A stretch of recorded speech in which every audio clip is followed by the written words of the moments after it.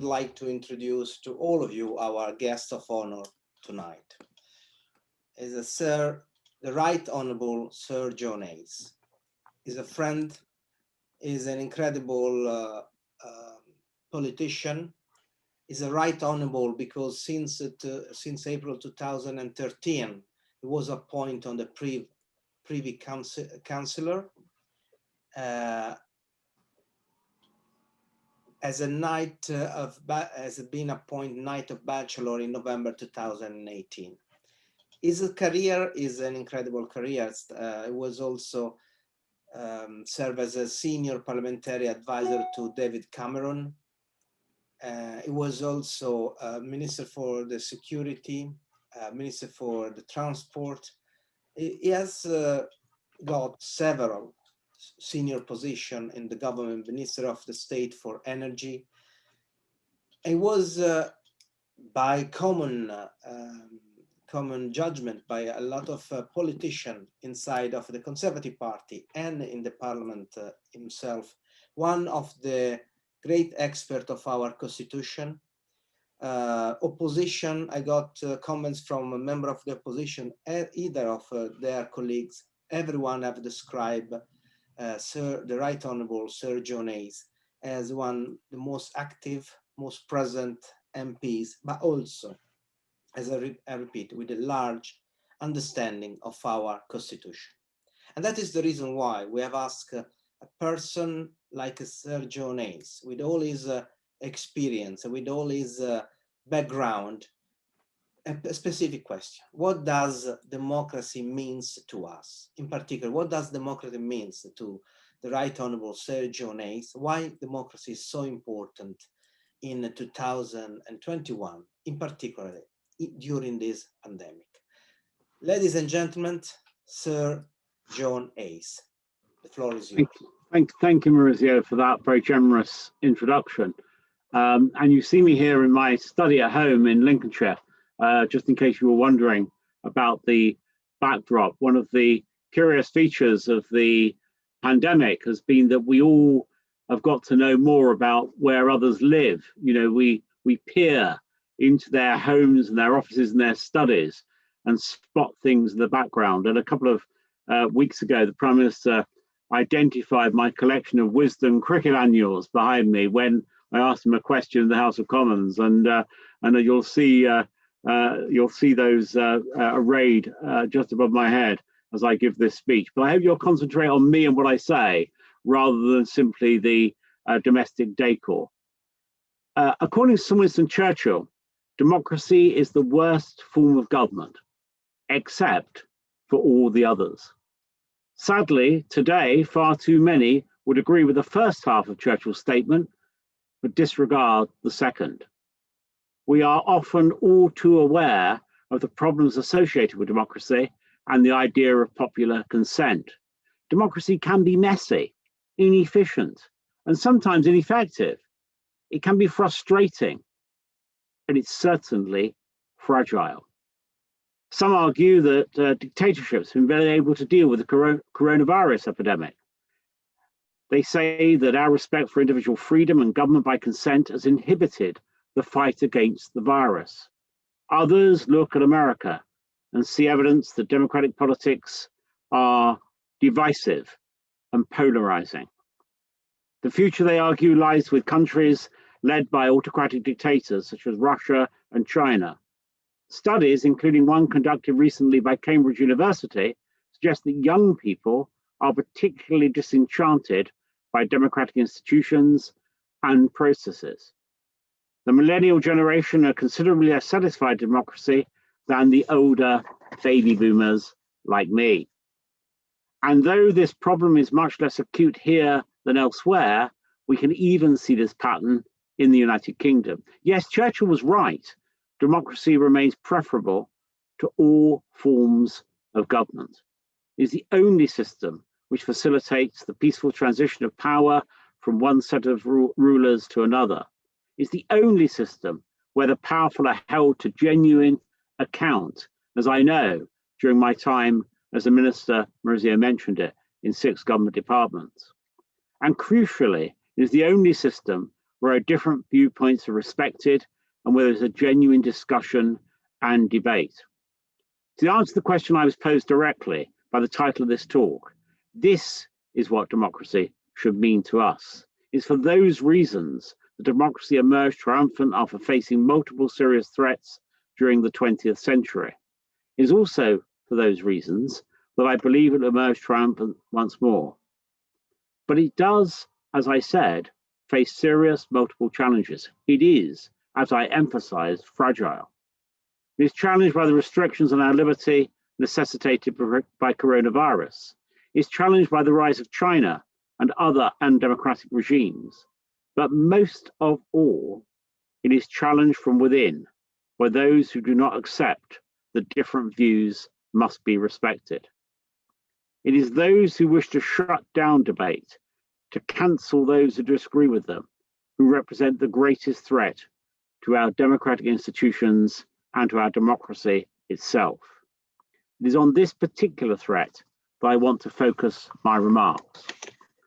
The great political philosopher Michael Oakeshott wrote that we inherit from our forebears not an inquiry about ourselves and the world, nor an accumulated body of information, but a conversation begun in the primeval forest and extended and made more articulate in the course of centuries. There's a conversation, he said, which goes on both in public and within each of ourselves. The great danger of the internet age is that that conversation is being debased, diluted, degraded, rendered both oppressively narrow and inarticulate. Social media is a place for posturing, but rarely a place for genuine discussion. By cheapening and trivializing our national conversation, the internet has greatly strengthened those voices that put action above contemplation, change above continuity, and passion above reason. Though the social media is clearly part of the problem, the roots of our malaise lie elsewhere. The origins can be found in the way democratic debate became increasingly narrow and restricted following the triumph of the new liberals, such as Tony Blair in the UK and Bill Clinton in the United States, and the widespread acceptance of the dogma of globalization. With the new century came widespread disillusionment with both globalization and New Labour. People have increasingly refused to kowtow to liberal elites. In response, these elites have turned their back on the people. Liberalization has soured into what is commonly known as wokeism, the belief that only a select group of people can see the truth, and all others must be excluded. It's for example, an example of which is the cancel culture. Such a view is fundamentally incompatible with democracy.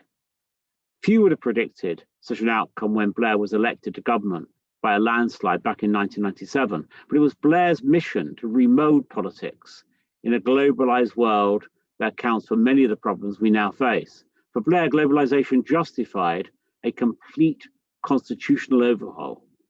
Power was to be decentralized, both to devolved governments in Scotland and Wales and to new regional assemblies in England. The European Convention of Human Rights was incorporated into domestic law, extending the authority of a foreign court over our legal system. And the processes of EU integration were to be embraced, including British membership of the new European currency. Though he didn't always get his way, Blair's constitutional changes have fundamentally changed the way Britain is governed. In particular, the incorporation of the European Convention into domestic law by the Human Rights Act 1998 has resulted in a significant rise in the number of cases being brought under human rights law. According to one study, the percentage of cases heard by the law lords that could be classified as human rights cases rose from 2% in 1997 to 31% 10 years later. What were once matters of political discussion have become matters of law. The growing power of courts represent a narrowing of political discourse. Many issues have now become off limits. Yet rather than building a new progressive idea of the nation, as Tony Blair hoped, his reforms helped to drive a wedge through British society. The Blair project was always an elite-driven one. imposed from on high on an unsuspecting public, in the belief that they could be forced to see the world through his enlightened lens. An early indication that something was fundamentally wrong provided by the dramatic fall in voter turnout of the 2001 and 2005 general elections. Turnout fell below 60% for the first time in 2001 and only recovered by a couple of percentage points 4 years later. Although turnout has increased in subsequent elections, it remains below 70%. And every election between 1945 and 1997 recorded a higher than 70% turnout. It should have been obvious that the decline in turnout was a result of widespread disengagement by a significant proportion of the electorate. Politics for them had become increasingly stripped of meaning, with only marginal differences of opinion tolerated by a political establishment which believed the triumph of liberalism to be absolute. Ultimate expression of the growing divide between the people and the political establishment came with the EU referendum in 2016.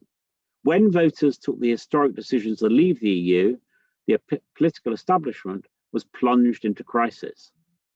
Such was the cognitive dissonance engendered by the result that much of the establishment refused to acknowledge it, arguing either that a second referendum was required, or in the case of the disastrous Liberal Democrat campaign of 2019, that the result could be completely ignored and that the decision to trigger Article 50 simply reversed. With the failure of the Blair project, liberalism has turned a yet more destructive direction. On the surface, the progressives of New Labour and the critical theory of wokeism had little in common. But Blair believed that at least he was working to build a better society, while the new social justice warriors had the explicit objective of pulling our society apart. Gradually, progressives, despairing of the public, have turned their back on social democracy, have instead embraced an uncompromising individualism, at the heart of which is the conviction that only a certain viewpoint is valid. Only certain attitudes are permitted. As the philosopher John Gray has written, the key change in progressive politics has been the shift from the idea that society should embrace different identities to a belief that a single kind of identity, that of the autonomous, self-fashioning individual, should prevail over all else. It is this unshakable belief in the preeminence of their identity that drives the woke warriors of Black Lives Matter, decolonization, and white privilege, not to mention transgender rights and Extinction Rebellion. What typifies these movements is a disturbing moral certainty, a belief in the primacy of their cause above all else. In this brave new world, activist groups vie for attention by shouting ever louder, and what can best be described as a competition of victimhood. Each group claims a spurious moral authority, founded on their own self-defined sense of oppressed marginalization by mainstream society. This destructive identity politics has its roots in the thinking of John Stuart Mill. Mill believed that only the university educated should have the vote, believing that the expansion of university education result in freedom of thought, driving social progress. Yet he failed to realize the expansion of universities would ultimately create a new class of people, characterized not by freedom of thought, but by its opposite, conformity to a particular narrow view of the world. While Mill may be forgiven for failing to anticipate such an outcome, it is his snobbish belief in the superiority of university education that justifies the contempt which many academics regard anyone who fails to meet their standard. Consequently, as John Gray notes, the unthinking superiority of the new woke elite has metamorphosized liberalism from a doctrine of tolerance to one of intolerance. Few of the liberals who direct universities, media organizations, and large corporations are distinguished by any sense of the complexities and contradictions of ethics and politics. For many, the human world is composed of simple moral facts. Western colonialism was an unmitigated evil. Historic national identities are intrinsically racist. Religions are no more than structures of oppression. Anyone who questions these supposed facts is in need of political re-education or summary dismissal. Progressive liberalism, promoted by Mill, has resulted in an arrogant and increasingly remote elite, convinced that anyone who believes in the value of traditional social structures and moral certainties is prejudice. Indeed, they regard such traditional beliefs as either vulgar or vile. It is ultimately in the interest of the elite to believe the nation to be racist and sexist, as it releases them from any sense of obligation to their countrymen. This conceited view helps to explain why institutions and multinational businesses, from the National Trust to Starbucks, have been so quick to embrace the intolerant woke dogma of Black Lives Matter and transgender rights. It is the same haughty elite who regularly describe people who voted to leave the EU as stupid, bigoted, or racist, even though very often they themselves know very little about how the EU works and how it impacts on our lives. While wokeism presents a clear and present danger to democracy, it is democratic processes that will ultimately free us from the tyranny of those who wish to impose their views. Culture warriors may amass thousands of followers in the echo chamber that is social media, but ultimately, like the rest of us, they have only one vote at the ballot box. The result of the 2019 general election demonstrated how little cut through these intolerant ideas have with the great mass of the electorate. Instead, the voters saw that Brexit was the real issue, insisting that politicians keep their word and enact the result of the 2016 referendum.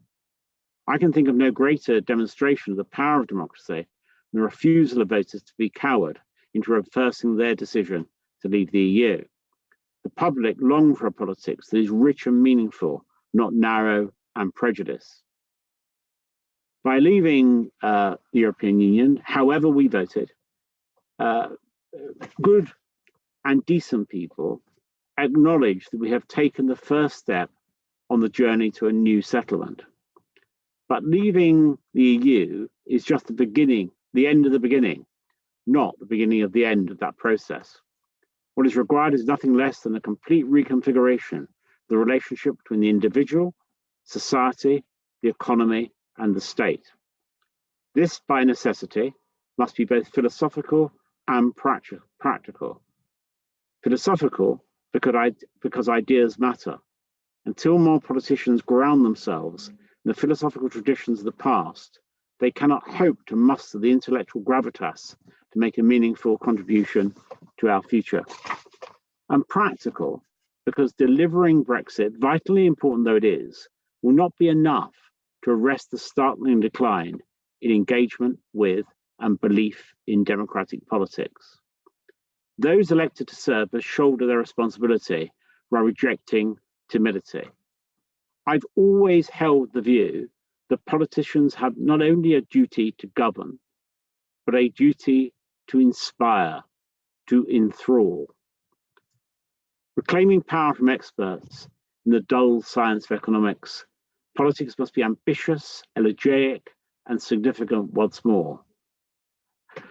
The chasm between the rhetoric and reality of politics must be filled by a politics of genuine substance if we're to restore trust in politicians and the efficacy of the state. Our politics must rise to the challenge presented to us by the British people, who instinctively understand that change is necessary. To fail them would let down those who hope for so much more. Those who, when they voted at the last general election, voted they believed for a party that shared their values, that understood their needs, and was ready to meet those challenges. Thank you so much for listening to me.